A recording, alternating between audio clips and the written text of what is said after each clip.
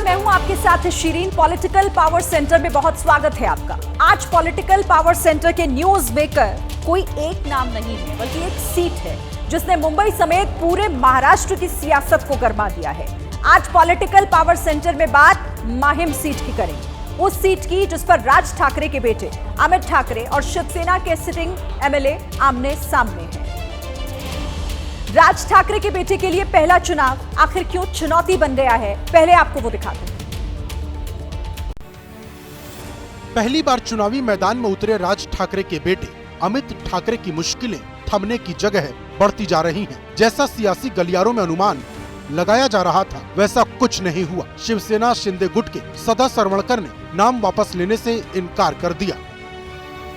मैं विड्रॉ करने के बाद अमित जी का चुन के आना मुश्किल है। आज सुबह से महाराष्ट्र की सियासत में बड़ी हलचल रही। पहले खबर आई सदा सरवणकर मान जाएंगे। शिंदे गुट की तरफ से सरवणकर को एमएलसी और मंत्री पद जैसे ऑफर भी दिए गए। सरवणकर ने सीएम शिंदे से मुलाकात से पहले इसके संकेत भी दिए, लेकिन ऐसा हुआ नहीं। शिंदे से मिलकर सरवणकर बाहर आए। एबीपी न्यूज से बात करते हुए सरवणकर ने जो कहा वो मुंबई के नए ठाकरे की मुश्किल बढ़ाने वाला था। मैं विड्रॉ करने के बाद अमित जी का चुन के आना मुश्किल है और तीसरे का किसी का फायदा हो सकता है। ये सारा समीकरण मैं समझाने के लिए राज साहब को जाके मिल रहा हूँ। सदा सरवणकर ने साफ कर दिया कि वो नाम वापस नहीं लेंगे। सरवणकर इसके बाद राज ठाकरे से मिलने गए, लेकिन राज ठाकरे ने उनसे मिलने से ही इनकार कर दिया। राज साहब के पास गए थे। राज साहब का हम लोग बहुत इज्जत करते हैं, लेकिन उन्होंने बताया कि मुझे मिलना ही नहीं है और आपको अगर खड़ा रहना है तो आप खड़ा रहो। अब माहिम का महाभारत जोरदार होना तय है। इस सीट पर अब एमएनएस के अमित ठाकरे, शिवसेना शिंदे के सदा सरवणकर और शिवसेना उद्धव के महेश सावंत के बीच मुकाबला है। त्रिकोणीय लड़ाई से माहिम सीट इस वक्त मुंबई की सबसे हॉट सीट बन गई है। अब देखना है बाजी कौन मारता है और कौन पीछे रह जाता है। तो माहिम का महाभारत दिलचस्प हो चला है। इसे आसान भाषा में समझते हैं और आपको बताते हैं कि आखिर क्यों ये इंटरेस्टिंग है इन चुनावों में। देखिए, इस सीट पर राज ठाकरे के बेटे अमित को राजनीति में लॉन्च किया गया है। वो उम्मीदवार है एमएनएस के यहां से। अमित ठाकरे के शिवसेना शिंदे के सदा सरवणकर से सीधी टक्कर इस बार होने जा रही है इस सीट पर, और इसी के साथ ये सीट शिवसेना का गढ़ भी मानी जाती रही है। माहिम सीट को शिवसेना का गढ़ माना जाता है। शिंदे के उम्मीदवार सदा सरवणकर इस सीट से लगातार हैट्रिक लगाने पर इस बार उनकी नजर है, क्योंकि 2 बार वो जीत भी चुके हैं। ये seat Mumbai south central Lok Sabha seat का हिस्सा है। शिवसेना उद्धव गुट के अनिल देसाई मौज यहां से हैं, तो इसीलिए ये काफी दिलचस्प हो जाती है। अब ग्राफिक्स के जरिए आपको बताते हैं चुनावी राजनीति में कदम रख रहे राज ठाकरे के जो बेटे हैं, अमित ठाकरे के बेटे अमित ठाकरे, उनके बारे में आपको कुछ दिलचस्प आंकड़े बताते हैं। देखिए, 2020 में बाला साहेब ठाकरे की जयंती के मौके पर राज ठाकरे ने बेटे अमित को राजनीति में लॉन्च किया। अमित ठाकरे परिवार से चुनाव लड़ने वाले दूसरे व्यक्ति हैं। उद्धव और राज ठाकरे ने कभी कोई चुनाव नहीं लड़ा है और ना ही बाला साहब ठाकरे ने कभी कोई चुनाव लड़ा था। 2019 में ठाकरे परिवार से चुनाव लड़ने वाले आदित्य पहले शख्स बने थे। तब राज ठाकरे की पार्टी एमएनएस ने आदित्य ठाकरे के खिलाफ अपना उम्मीदवार नहीं उतारा था, लेकिन इस बार अमित ठाकरे के खिलाफ उद्धव की शिवसेना ने अपना उम्मीदवार उतारा है। साथ ही शिवसेना शिंदे गुट की तरफ से सदा सरवणकर भी अमित के खिलाफ चुनाव मैदान में इस बार हैं और वो सीधे चुनौती भी दे रहे हैं। और देखिए, महाराष्ट्र विधानसभा चुनाव को लेकर इस बीच एक बड़ी खबर भी मिल रही है। महाराष्ट्र में कुल 49 बागियों ने अपने नाम वापस ले लिए हैं। बीजेपी के 10 उम्मीदवार जिन्होंने अपने नाम वापस ले लिए, बगावत करके उन्होंने अपना नॉमिनेशन फाइल किया था। कांग्रेस के भी 10 उम्मीदवार ऐसे हैं जिन्होंने अपना नाम वापस लिया है, और शिवसेना शिंदे गुट के 7 बागी वो भी मैदान से हट गए। शिवसेना उद्धव गुट के 6 बागियों ने भी अपना नाम वापस ले लिया है। अजित पवार गुट के 7 बागी चुनावी मैदान से हट गए हैं। एनसीपी शरद पवार के 4 बागियों ने नाम वापस ले लिया। अजित पवार गुट के खिलाफ शिवसेना शिंदे गुट के 7 बागी मैदान में। अणुशक्ति नगर से अविनाश राणे ने नाम वापस ले लिया है। नवाब मलिक की बेटी अणुशक्ति नगर से उम्मीदवार हैं सना मलिक और अविनाश राणे, जिन्होंने अपना नाम वापस ले लिया है। तो कुल 49 बागी ऐसे जो मुसीबत बढ़ा सकते थे, लेकिन इन्होंने अपना नाम वापस ले लिया। सीधे रुख करते हैं वैभव परब, हमारे संवाददाता इस पर हमें जानकारी देंगे। वैभव, बगावत इस बार काफी देखने को मिली, लेकिन 49 उम्मीदवारों ने नाम वापस ले लिया है। पूरी खबर क्या है और कौन से वो नाम जिन पर नजर है जिन्होंने नाम वापसी नहीं लिए? शिरीन, समझ लीजिए 39 लोगों ने, बागियों ने अगर अपना नामांकन वापस लिया है, फिर भी 28 ऐसे उम्मीदवार हैं जो इस पूरे मैदान को हिला सकते हैं। 39 लोगों को मनाने की कोशिश उद्धव ठाकरे हो, शरद पवार हो, एकनाथ शिंदे हो, देवेंद्र फडणवीस हो, अजित पवार, सभी बड़े नेताओं ने किए, लेकिन 28 ऐसे उम्मीदवार हैं जिन्होंने अपने नेताओं की नहीं सुनी है। कई नेताओं ने अपने उम्मीदवार पीछे लेने के लिए हेलीकॉप्टर भेजा, फोन पे लगातार भेजे, घर के बाहर आदमी खड़े किए, लेकिन इन 28 लोगों ने इन नेताओं की नहीं सुनी। अब मुंबई की बात करेंगे तो देखो, कल परसों में एकनाथ शिंदे ने, स्वीकृति शर्मा है जो एनकाउंटर स्पेशलिस्ट प्रदीप शर्मा, उनकी पत्नी को सीधा विधान परिषद को ऑफर दिया था, इसलिए उन्होंने पीछे हट लिया। अब जिशान सिद्दीकी की मुश्किलें कम नहीं होती आ रही है। जिशान सिद्दीकी के सामने कुणाल सरमड़कर है जो बांद्रा ईस्ट से है, उनके सामने यूबीटी के वरुण सिरदर्शी जो यंग लीडर है, यानी तीनों यंग नेता है जिनके साथ ये मुकाबला होने वाला है। दूसरी तरफ बात करेंगे तो गोपाल शेट्टी जो मुंबई में बड़ा नाम है, पूर्व सांसद भी रह चुके हैं, इनकी बगावत रोकने की कामयाबी विनोद तावड़े जी को आई। विनोद तावड़े जी सुबह उनको मिले, बातचीत की और इन्होंने अपनी जो नामांकन है वो पीछे ले लिया। अब पूरे महाराष्ट्र की बात करेंगे, करीबन नासिक हो, उत्तर महाराष्ट्र हो, विदर्भ हो, ऐसे बड़े बड़े नाम है। बड़ी जानकारी आप दे रहे हैं कि 49 बागियों ने भले ही अपना नाम वापस ले लिया हो, लेकिन 28 ऐसे अभी भी हैं जो खेल पूरा महाराष्ट्र में बिगाड़ सकते हैं। शुक्रिया वैभव इस तमाम जानकारी के लिए। और देखिए, बड़ी खबर एक ये भी है कि वोटिंग से ठीक पहले चुनाव आयोग ने महाराष्ट्र की डीजीपी को हटा दिया है। कांग्रेस ने चुनाव आयोग से कहा था कि किसी भी पद पर रश्मि शुक्ला की नियुक्ति नहीं होनी चाहिए, और उसके बाद अब ये बड़ा फैसला, महाराष्ट्र की डीजीपी हटाई गई हैं। चुनाव आयोग ने महत्वपूर्ण फैसला लिया है।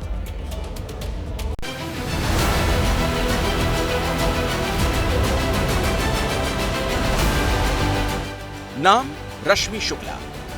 कल तक महाराष्ट्र की डीजीपी थी रश्मि शुक्ला, लेकिन आज चुनाव आयोग ने रश्मि शुक्ला को महाराष्ट्र के डीजीपी पद से हटा दिया।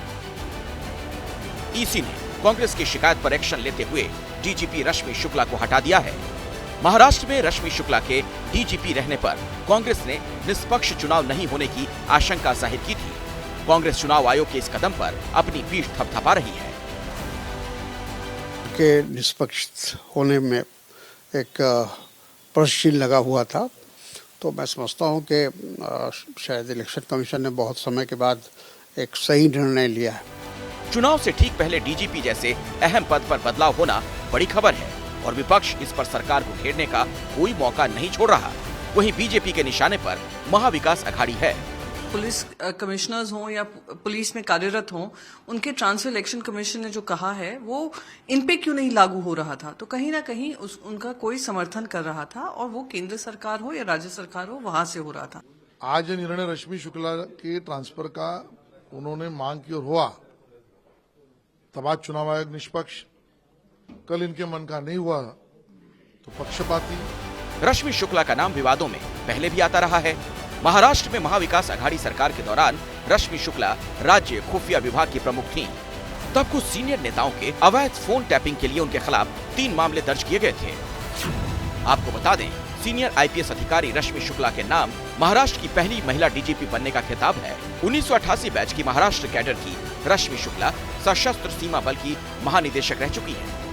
मुंबई पुलिस के कमिश्नर विवेक फंसालकर को डीजीपी का अतिरिक्त प्रभार सौंपा गया है।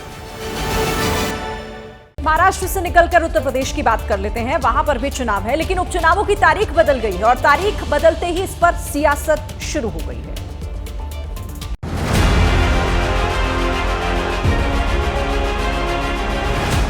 उत्तर प्रदेश में 9 सीटों पर होने वाले विधानसभा चुनाव की तारीख बदल गई है। अब 13 की बजाय 20 नवंबर को वोटिंग होगी और नतीजे 23 नवंबर को ही आएंगे। लेकिन जिस तरह से तारीख में बदलाव हुआ, उसको लेकर सियासी गर्मी भी बढ़ गई है। और अब अखिलेश यादव ने ट्वीट किया है कि टालेंगे तो बहुत बुरा हारेंगे। दरअसल समाजवादी पार्टी इसे हार का डर बता रही है, तो कांग्रेस चुनाव आयोग की निष्पक्षता पर सवाल उठा रही है। कोई हलचल मची हुई है, तो 20 नवंबर को चुनाव होंगे अब 13 तारीख की जगह, अगर कोई सबसे चालू पार्टी है तो मैं समझती हूँ भारतीय जनता पार्टी है, क्योंकि वो जानती है कि लोगों का ध्यान कैसे भटकाना चाहिए। दरअसल भारतीय जनता पार्टी उपचुनाव में बुरी तरह से हारने जा रही है, इसलिए परेशान है और चुनाव आयोग पूरी तरह से भारतीय जनता पार्टी का सपोर्ट कर रहा है, उनके मनचाहे हिसाब से चुनाव तय कर रहा है, उनके मनचाहे हिसाब से डेट दे रहा है। ये चुनाव आयोग की निष्पक्षता पर बहुत बड़ा प्रश्न चिन्ह है। बता दें कि चुनाव की तारीखों में बदलाव कार्तिक पूर्णिमा की वजह से हुआ है, जिसको लेकर बीजेपी ने चुनाव आयोग को चिट्ठी लिखी थी। उत्तर प्रदेश के अंदर जो विधानसभा का उपचुनाव है उसके लिए मैंने निर्वाचन आयोग भारत सरकार से निवेदन किया था। चूंकि वर्तमान में कार्तिक गंगा स्नान है, मैंने माननीय मुख्यमंत्री जी को पत्र लिखा था कि उन्होंने इसकी डेट बढ़ा करके 20 तारीख कर दी है, जिसके कारण से मतदान भी अधिक होगा।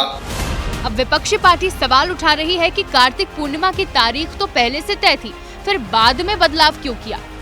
यूपी में फूलपुर, गाजियाबाद, मझबा, खैर, मीरापुर, सीसामऊ, कटेहरी, करहल और कुंदर की विधानसभा सीटों पर उपचुनाव होना है। इसमें कानपुर की सीसामऊ सीट को छोड़कर अन्य सभी सीटें विधायकों के सांसद बन जाने की वजह से खाली हुई हैं। इन सभी सीट पर नामांकन की तारीख पूरी हो चुकी है।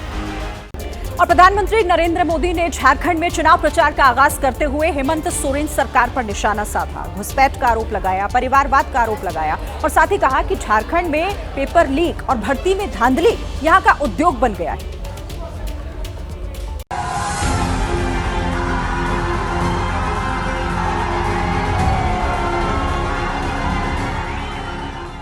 झारखंड के गढ़वा में प्रधानमंत्री नरेंद्र मोदी ने रोटी बेटी माटी की पुकार वाले स्लोगन को लेकर जेएमएम, कांग्रेस और आरजेडी पर जमकर निशाना साधा। प्रधानमंत्री मोदी ने राज्य में घुसपैठ का मुद्दा उठाते हुए कहा कि महागठबंधन रोटी बेटी और माटी छीन रहा है। तुष्टीकरण की राजनीति आदिवासी समाज और देश दोनों के लिए खतरा है। ये आपकी रोटी भी छीन रहे हैं, बेटी भी छीन रहे हैं, आपकी माटी को भी हड़प कर रहे हैं। जेएमएम, कांग्रेस, आरजेडी की यही कुनीति जारी रही, ये आदिवासी समाज और देश की सुरक्षा दोनों के लिए बड़ा खतरा है। घुसपैठिया गठबंधन को अपने एक वोट से उखाड़ फेंकना है। झारखंड में 13 नवंबर को 43 सीटों पर पहले चरण का मतदान होना है। प्रधानमंत्री मोदी ने अपने भाषण में महागठबंधन पर परिवारवाद का आरोप लगाते हुए कहा कि एक परिवार दिल्ली में झूठ बोलता है, दूसरा परिवार यहाँ झूठ बोलने का काम करता है। रोज नए नए झूठ फैलाने का काम एक परिवार दिल्ली में धंधा करता है, दूसरा इधर झारखंड में करता है। जेएमएम, कांग्रेस, आरजेडी ये तीनों दल घोर परिवारवादी है। ये लोग चाहते हैं कि सत्ता की चाबी केवल इन्हीं के परिवार के पास रहे। प्रधानमंत्री मोदी ने सोरेन सरकार पर प्रहार किया तो महागठबंधन ने भी हमला बोला है। यहाँ जब चुनाव का समय है, बाहर से इतने बड़े बड़े केंद्र से नेता आते हैं, बड़े बड़े मुख्यमंत्री आते हैं, तो आज हमारे झारखंड में हिंदू मुसलमान करने का बात करते हैं। झारखंड में 2 चरणों में चुनाव होने हैं। रोटी बेटी और माटी की पुकार कितना असरदार साबित होगी, ये 23 नवंबर को नतीजों के दिन पता चलेगा। तो उत्तर प्रदेश में पोस्टर को लेकर जंग तेज होती जा रही है। इसी बीच एक बड़ी खबर आ रही है। समाजवादी पार्टी के दफ्तर के बाहर एक नया पोस्टर लगा है, जिसे लेकर अब राजनीति काफी तेज हो गई है, जिसमें लिखा गया है कि ना बटेंगे ना कटेंगे, मठाधीश सत्ता से हटेंगे। तो समाजवादी पार्टी के दफ्तर के बाहर ये नया पोस्टर, और आपको हम दिखा रहे हैं कि उत्तर प्रदेश में किस तरीके से पोस्टर वॉर लगातार बढ़ता जा रहा है। 2027 को सत्ताधीश साइकिल पर चढ़ेंगे, उस पोस्टर में इसका भी जिक्र है। समाजवादी पार्टी कार्यकर्ता ने ये पोस्टर लगाया है, ना बटेंगे ना कटेंगे, मठाधीश सत्ता से हटेंगे। 2027 को सत्ताधीश साइकिल पर चढ़ेंगे। और इधर यूपी में पोस्टर वाली राजनीति छाई हुई है। समाजवादी पार्टी के एक पोस्टर ने सियासी गर्मी काफी बढ़ा दी।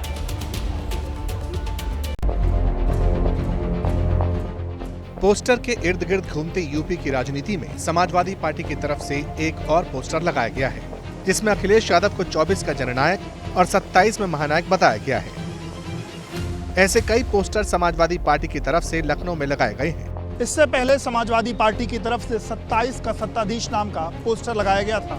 ये पोस्टर उसी की अगली कड़ी है। बता दें कि 2024 के लोकसभा चुनाव में समाजवादी पार्टी ने 37 सीट जीती थी और यूपी की नंबर 1 पार्टी बनकर उभरी थी। ये समाजवादी पार्टी के प्रदर्शन का ही असर था कि बीजेपी अपने दम पर बहुमत के आंकड़े से चूक गई। अब समाजवादी पार्टी की नजर 2027 के लोकसभा चुनाव पर है, लेकिन उससे पहले उसकी एक परीक्षा यूपी की 9 सीटों पर होने वाले उपचुनाव में टिकी है। 9 की 9 सीटों पर भारतीय जनता पार्टी जीत रही है। समाजवादी पार्टी हमेशा अराजक बातें ही करती रही है। कभी वो पीटने की बात करेंगे, कभी वो गुंडई की बात करेंगे, कभी वो दंगा फसाद की बात करेंगे। प्रदेश की जनता अच्छी तरह समझती है कि समाजवादी पार्टी के रग-रग में गुंडई अराजकता भरी हुई है। यूपी में किसका नारा, किसका पोस्टर चलेगा, ये भविष्य के गर्भ में है, क्योंकि सियासत में नारे और पोस्टर हथियार की तरह होते हैं, जो कई बार गेम चेंजर होते हैं तो कई बार फेल साबित होते हैं। और वक्फ को लेकर भी देखिए हर दिन तनाव बढ़ता जा रहा है। एक तरफ ओवैसी हैं, मदनी है, तो दूसरी तरफ गिरिराज सिंह ने एक नया बयान दे दिया है और उन्होंने जमीन माफिया तक बता दिया है वक्फ बोर्ड को।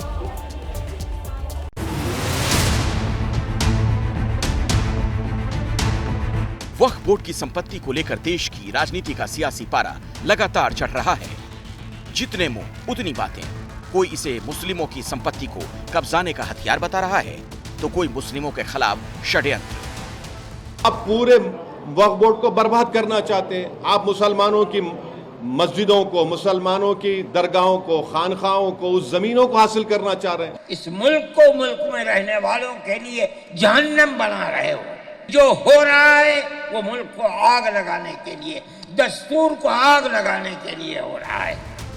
उधर बीजेपी कह रही है कि ओवैसी और मदनी जैसे लोग भ्रम फैलाने का काम कर रहे हैं कि हिंदू मुसलमानों में बांटने की बात जनाब ओवैसी साहब कर रहे हैं। तो हमारा खाली कहना है कि आपके समाज सेवा के लिए, अल्लाह की इबादत के लिए जो आपको जमीन चाहिए जरूर रखिए, लेकिन आज जमीन के नाम पर जो माफियागिरी हो रही है, जो बाजार हो रहा है, इसका विरोध होना चाहिए। लेकिन इन सब के बीच केंद्रीय मंत्री गिरिराज सिंह ने वक्फ बोर्ड को जमीन कब्जाने का माफिया बताकर सियासी तपिश बढ़ा दी है। वक्फ बोर्ड और घोषित जमीन कब्जा करने का माफिया है, लैंड माफिया। वक्फ बोर्ड का इस्तेमाल हर कोई अपने हिसाब से कर रहा है। ये उन्हें भी सूट करता है जो इसके पक्ष में हैं, और उन्हें भी जो इसके खिलाफ हैं। बात अब यमुना की करते हैं, जहां पर जहरीली परत छाई हुई है। केमिकल का छिड़काव भी किया गया, लेकिन बावजूद उसके वो झाग कम नहीं किया जा सका। अब ऐसे में सवाल यह है कि क्या उस जहरीले झाग के बीच ही छठ की पूजा होगी?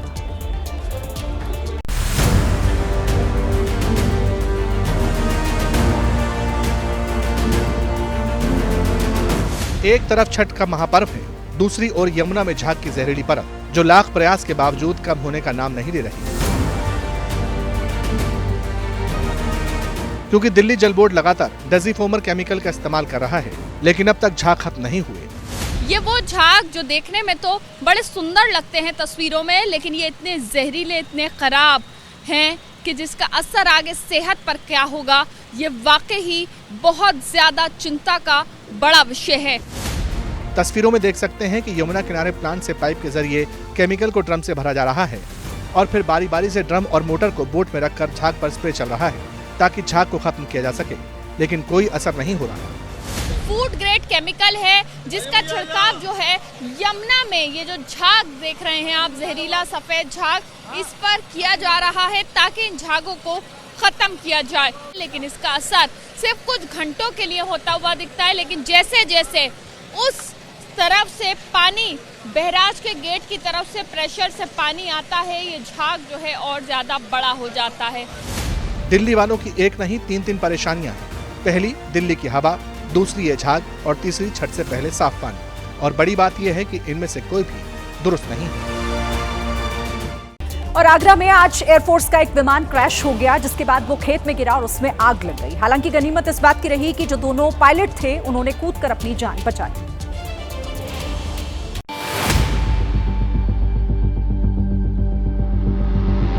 ये जलता हुआ लड़ाकू विमान भारतीय वायुसेना का है, जिसमें भयानक आग लगी। आसपास लोगों की भीड़ जमा है जो ये समझने की कोशिश कर रही है कि ये हुआ क्या है।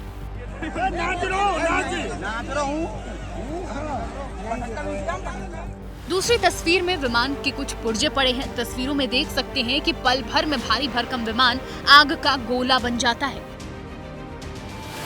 बता दें कि यह हादसा आगरा में उस वक्त हुआ जब दो पायलट इस विमान को उड़ा रहे थे, लेकिन जैसे ही विमान ने उड़ान भरी उसमें आग लग गई और लड़ाकू विमान कागारोल सोनेगा गांव के पास क्रैश हो गया और खेत में जा गिरा।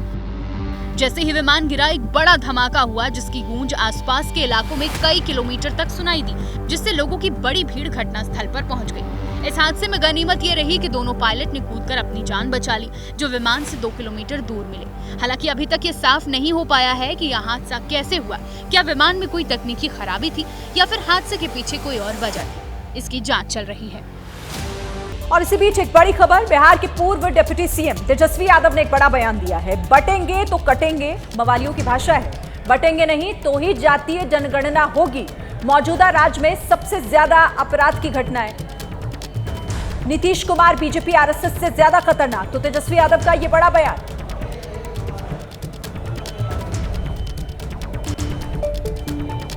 यादव इस वक्त एबीपी न्यूज के साथ खास बातचीत करने के लिए मौजूद है। जिन सीटों पर चुनाव हो रहे हैं तेजस्वी, वो सीट ज्यादातर आपकी सिटिंग सीट्स है, तो ये एक आपके लिए अग्नि परीक्षा के तौर पर है। 2025 से पहले आपने खूब मेहनत की है, दिखता है, लेकिन अग्नि परीक्षा में क्या लगता है कितनी चुनौतियां हैं? नई पार्टियां भी इस बार है, यंग प्लेयर्स, न्यू प्लेयर्स भी हैं। हर चुनाव में नए प्लेयर्स होते हैं, हर जगह नई पार्टियां बनती हैं। अभी बिहार में एक और नई पार्टी का जो है अनाउंसमेंट हुआ है। तो लोकतंत्र है और लोकतंत्र में जनता मालिक होती है। विरोधी जंगल राज बताते हैं, लेकिन आप हर दिन 110, 112, 115 हत्या की लिस्ट जब देते हैं, हर दिन जो घटनाएं हो रही हैं बिहार में, आप उसकी लिस्ट बाकायदा सुबह सुबह निकालते हैं। आखिर तेजस्वी यादव क्या साबित करना चाहते हैं उन लोगों को जो आपकी सरकार को जंगल राज बताते रहे? जंगल राज की कोई परिभाषा होनी चाहिए। जंगल राज का अगर कोई आकलन करना चाहता है तो डेटा से किया जा सकता है, और डेटा ये बताता है कि मौजूदा सरकार में सबसे ज़्यादा बलात्कार, सबसे ज़्यादा अपहरण, सबसे ज़्यादा हत्या, सबसे ज़्यादा बैंक रॉबरी, सबसे ज़्यादा जो है लोग जो है लॉ एंड ऑर्डर एकदम ख़त्म हो चुका है। आपने अपने बयान में कहा कि नीतीश कुमार आरएसएस से ज़्यादा खतरनाक है, जबकि नीतीश कुमार की छवि हमेशा कहना चाहता हूँ, जो अभी जिस प्रकार के स्वास्थ्य जो नीतीश कुमार जी का है, जिस हिसाब से अभी अस्वस्थ है नीतीश कुमार जी, वो आरएसएस और बीजेपी से भी खतरनाक है। जो गाली देता है मुसलमानों को, जो मस्जिदों पर जो लोग झंडा फहरवा रहे हैं, नीतीश जी उन्हीं लोगों को सिक्योरिटी दे रहे हैं। जो अररिया के सांसद ने जिस प्रकार की भाषा बोली, उसको अगले कुछ चंद घंटों के अंदर जो है सुरक्षा दे दिया गया। आदित्यनाथ ने कहा बटेंगे तो कटेंगे, और बीजेपी शासित राज्यों में इस नारे का अलग अलग तरीके से इस्तेमाल कर रही है। कैसे देखते हैं आप? बटेंगे तो कटेंगे, ये उनकी नकारात्मक सोच है, जहर फैलाने वाली बात है। जुड़ेंगे, हम लोग तो जोड़ने वाला काम करते हैं। जुटेंगे तो अमन चैन रहेगा, जुटेगा देश तो तरक्की करेगा। आप देखिएगा, हम लोग जुड़े रहेंगे, अगर बटेंगे नहीं तो हम जाति जनगणना होगी, लोगों की तरक्की होगी, अमन चैन रहेगा और देश हमारा महान बनेगा। लेकिन तोड़ना, नफरत फैलाना, कटना, बटना, ये तो मवालियों की भाषा है ना। शब्द का चयन तो देखो, कटेगा, बटेगा, मतलब एक होना चाहिए। कौन बटेगा तो कटेगा भाई। देश बटेगा, देश टूटेगा तो सबको नुकसान होगा। ये तो देश को तोड़ने की बात कर रहे हैं, ये तो अमन चैन को तोड़ने की बात कर रहे हैं। ये तो साफ दिखाता है ना। तो इसकी कोई पैरवकार होना नहीं चाहिए। हम तो आप जैसे महान पत्रकारों को भी कहेंगे कि इन लोगों से उल्टा सवाल पूछना चाहिए। आप बताइए, अब्दुल कलाम ने इन मिसाइल दिया इस देश को। तो तेजस्वी यादव को आप सुन रहे थे। आगे बढ़ते हुए बात कनाडा की, जहां पर ट्रूडो की सरकार जिस तरह से खालिस्तानी समर्थकों को बढ़ावा दे रही है, उसी का नतीजा है कि ब्रैम्पटन के हिंदू मंदिर के बाहर लोगों पर हमला कर दिया गया। पहले से विरोध प्रदर्शन की जानकारी के बाद भी ट्रूडो सरकार आंखें मूंद कर बैठी रही और सुरक्षा को लेकर लापरवाही बरती गई। हालांकि हमले के आरोप में पुलिस ने 3 लोगों को गिरफ्तार कर लिया है। फजीहत के बाद ट्रूडो इस घटना की निंदा भी कर रहे हैं, लेकिन सवाल यहां पर यह है कि खालिस्तानियों को आखिरकार शह किसने दी।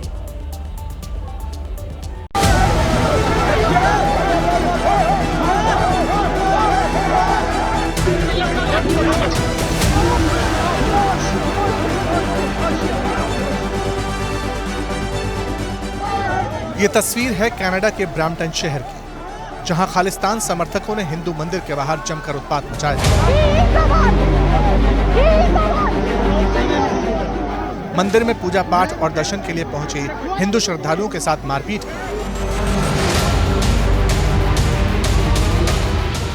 उनके साथ गाली गलौज की और मंदिर के अंदर और बाहर तोड़फोड़ भी की। खालिस्तान समर्थकों का यह उत्पात सिर्फ ब्रैम्पटन तक ही सीमित नहीं रहा, बल्कि सरे में भी उन्होंने हिंदू मंदिर और हिंदू श्रद्धालुओं को निशाना बनाया।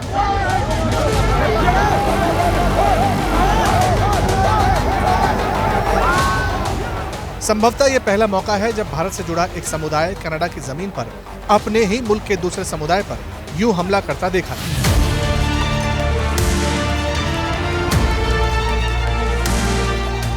कनाडा के किसी मंदिर में घुसकर मारपीट करने की ऐसी तस्वीरें पहले कभी नहीं देखी गई। कि अपने राजनीतिक हितों के कारण वहां के प्रधानमंत्री जस्टिन ट्रूडो और उनकी सरकार ने खालिस्तानी आतंकवादियों के आगे घुटने टेक दिए, सरेंडर कर दिए। उन्हीं के दबाव में वो भारत और भारत के गृह मंत्री पर अनर्गल आरोप लगा रहे। ये घटना बहुत चिंताजनक है। कनाडा के अंदर मंदिर पर हमला दुर्भाग्यपूर्ण है, अमानवीय है और मुझे ये पूरा विश्वास है भारत का ही नहीं दुनिया का खालसा समुदाय यानी सिख समुदाय, सिख धर्म के लोग पूरी तरह से इसकी निंदा ही नहीं करेंगे। आगे ऐसी दुर्घटनाएं ना हो इसके लिए भी ठोस कदम उठाएंगे। सवाल ये है कि दोनों मंदिरों के बाहर हमला क्यों हुआ? क्या हमले के बहाने भारत सरकार के खिलाफ ये एक और साजिश है? दरअसल कनाडा में भारतीय दूतावास हर साल नवंबर के महीने में काउंसलर सर्विस कैंप लगाता है। मंदिर और गुरुद्वारा दोनों जगह ये सर्विस कैंप लगते हैं। काउंसलर सर्विस से पेंशन धारकों को आ रही दिक्कतों का निपटारा किया जाता है। कनाडा और भारत के बीच बिगड़ते संबंधों को लेकर खालसा दीवान गुरुद्वारा मैनेजमेंट को खालिस्तानी समर्थकों से हिंसा की आशंका थी। खालिस्तानी समर्थकों को जब दोनों मंदिरों में काउंसलर सर्विस कैंप का पता चला तो विरोध करने इन मंदिर में पहुंच गए। यहीं से हंगामे की शुरुआत हुई। कनाडा के भारतीय मूल के सांसद चंद्र आर्य ने हिंदू मंदिर पर हुए हमले को लेकर कड़ी आलोचना की है। उन्होंने सोशल मीडिया पर लिखा कि यह हमला दिखाता है कि कनाडा में खालिस्तानी उग्रवाद हिंसक हो गया है। खालिस्तानी चरमपंथियों ने रेड लाइन क्रॉस कर दी है। मामला गरमाया तो पीएम ट्रूडो को फजीहत से बचने के लिए आना पड़ा। उन्होंने कहा कि हर कनाडाई नागरिक को अपने धर्म का स्वतंत्र और सुरक्षित तरीके से पालन करने का अधिकार है। ट्रूडो ने पुलिस की तारीफ की, लेकिन जिन्होंने इस काम को अंजाम दिया उनके लिए एक शब्द भी नहीं कही। लेकिन इतना तो साफ है कि ट्रूडो ने जिस आतंक को अपने देश में शरण दे रखी है वो अब उन्हीं के लिए भस्मासुर साबित हो रहा है। अब हम आपको बताते हैं कि कनाडा सरकार आखिरकार कैसे खालिस्तानी आतंकियों को अपने देश में पनाह दे रही है और कनाडा को आतंक का लॉन्चिंग पैड बनाया जा रहा है। इसका खुलासा होता है कनाडा सरकार के एबीपी न्यूज को भेजे गए एक्सक्लूसिव जवाब से, जिसका खुलासा हम अपनी स्टोरी में करेंगे। लेकिन सच्चाई ये है कि वोट बैंक के लिए ट्रूडो खालिस्तानी आतंकियों को पाल पोस रहे हैं।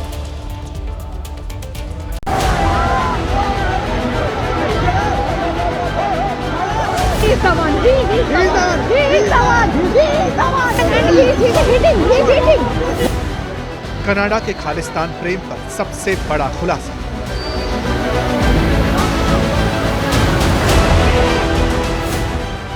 खालिस्तानी आतंकियों को शरण देने में जुटी ट्रूडो सरकार।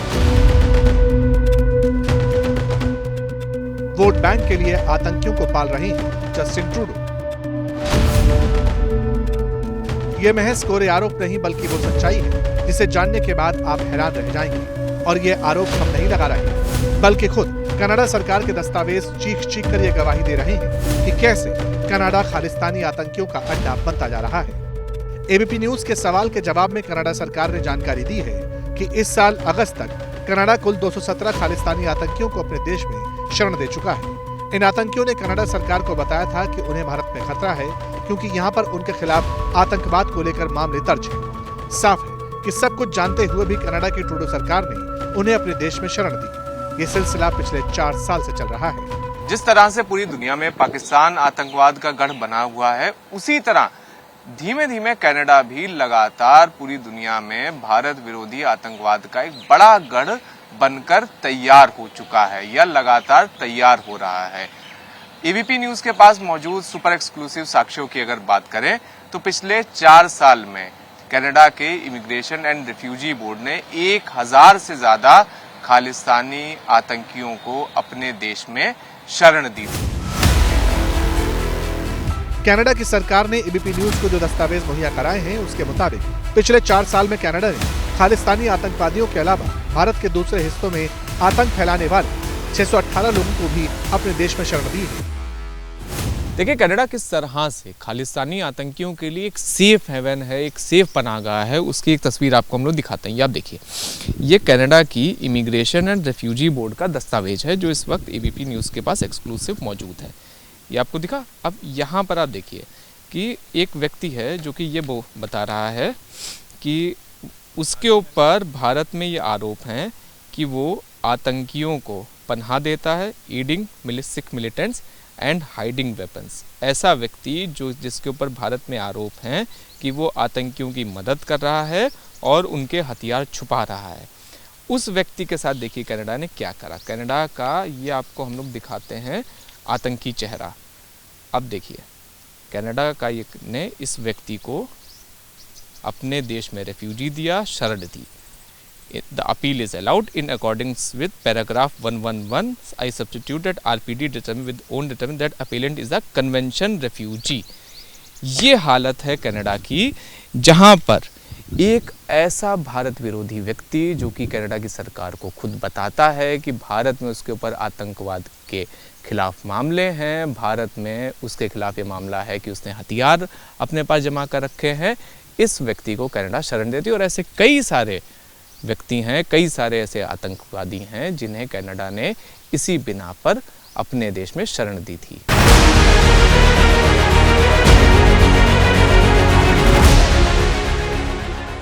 ये तो सिर्फ कुछ मामले हैं जो हम आपको बता रहे हैं, लेकिन कनाडा कैसे आतंकवादियों का लॉन्चिंग पैड बना हुआ है, इसके कुछ और सबूत और चेहरे भी हम आपको दिखाते हैं। इस तस्वीर को देखिए। भारत और कनाडा में बैन आतंकी संगठन बब्बर खालसा की जैकेट पहने इस शख्स का नाम है परवरकर सिंह दुलाई। दुलाई कनाडा में भारतीय उच्चायोग के बाहर खालिस्तानियों के विरोध प्रदर्शन और रैलियों में शामिल रहता है। भारत सरकार ने बीते साल कनाडा के साथ 21 ऐसे लोगों की लिस्ट साझा की थी जो कनाडा में बैठकर भारत में खालिस्तान के नाम पर टेरर फंडिंग कर रहे हैं। इस लिस्ट में परवरकर सिंह दुलाई का नाम भी था, लेकिन इसके बावजूद अभी तक दुलाई के खिलाफ कोई एक्शन नहीं हुआ। ये हाल तब है जब खुद कनाडा की सरकार को दुलाई के टेरर फंडिंग की जानकारी है और उसे नो फ्लाई लिस्ट में डाल रखा है।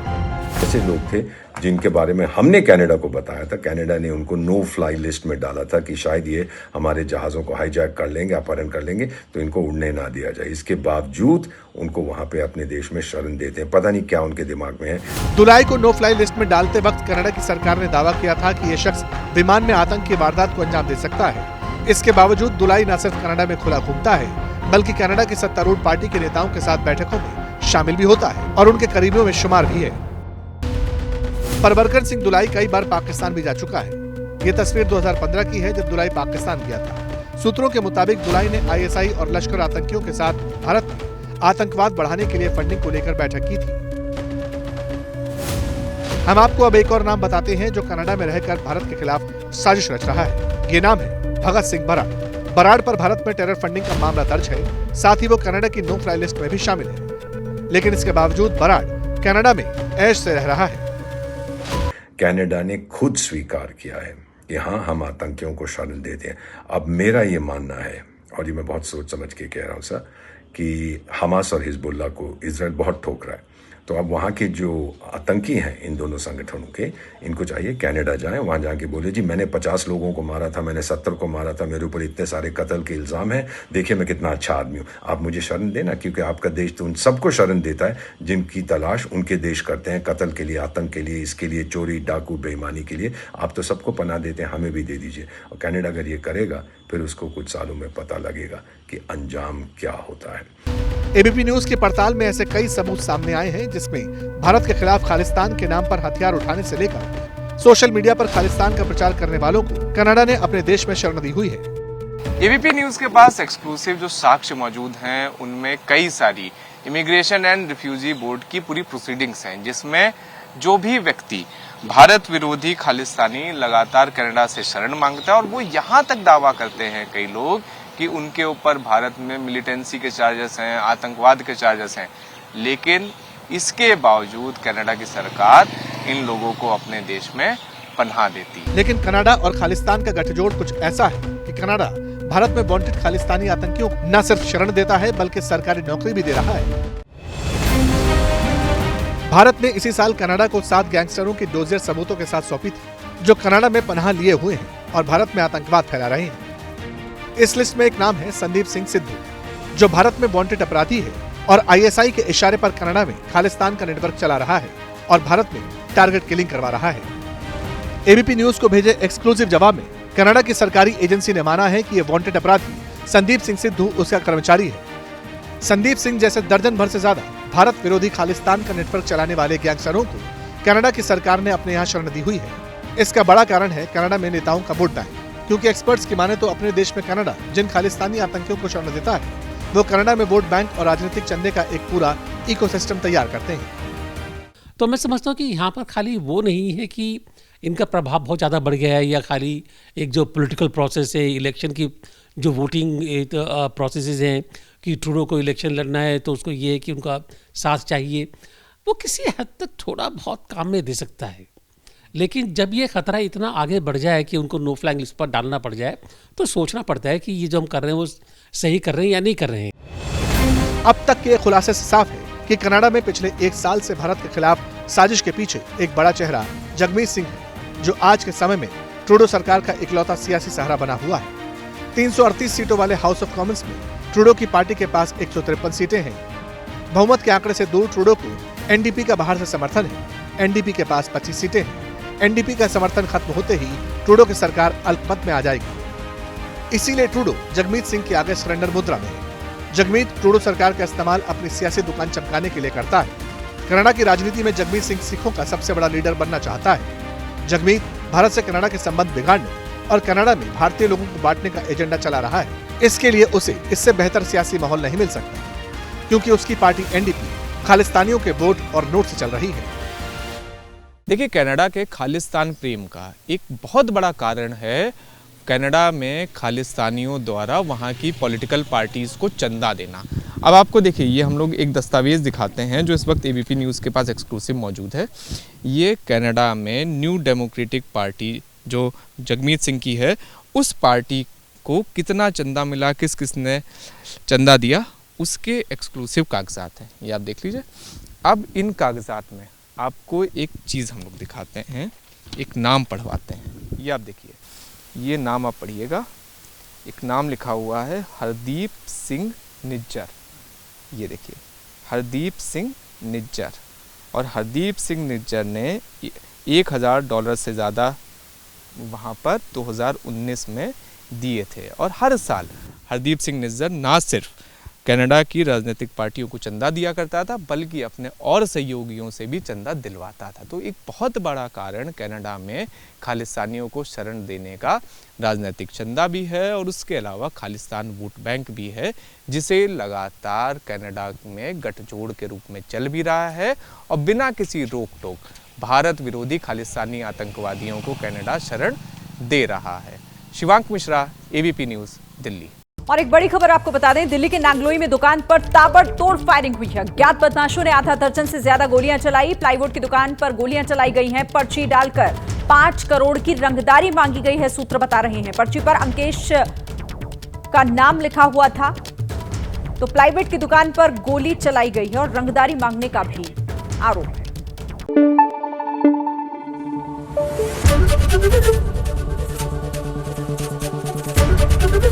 एबीपी न्यूज़ आपको रखे आगे।